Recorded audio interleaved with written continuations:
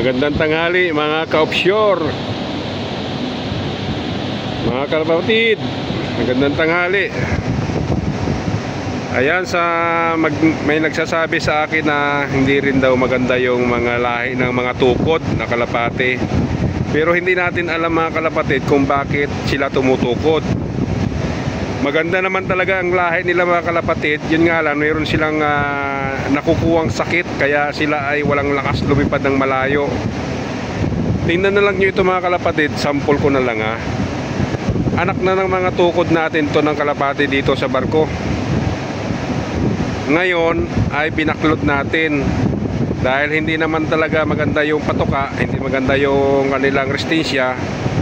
Malayo yung pinagtapunan ng mga kalapati natin, sobrang layo. Halos 7 hours yun tinatakbo ng barko mga kalapatid papunta sa port. Pero ngayon hindi ko lang nakuha kung mga 3 months na mahigit. After 3 months, ito ngayon mga kalapatid, may bumabalik. May bumabalik tayong kalapati mga kalapatid. Yun oh, yung nandun. Yun niya, kasiping ng uwak. Yan yung bumabalik nating kalapati. Anak ng tukod pa rin yan. Oh, diba? Kasi minsan yung mga tumutukod nagkakasakit lang, kaya tumutukod sila, wala silang lakas na lumipad. Pero ang totoo niyan, magaganda talaga yung lahi nila. Depende lang siguro din sa mga nagtutukod talaga na malakas naman. Pero bakit makakita lang ng ibang kalapate, makakita lang ng pahingahan, ay magpapahinga na, hindi na alis. Pero yung nakikita ko kasi dito na tumutukod kalapatid, ay may mga tama. Yung mga tama sila, hindi lang gutom, may mga tama talaga sila. Kaya minsan swertihan lang rin yung tumutukod dito na nakakaligtas.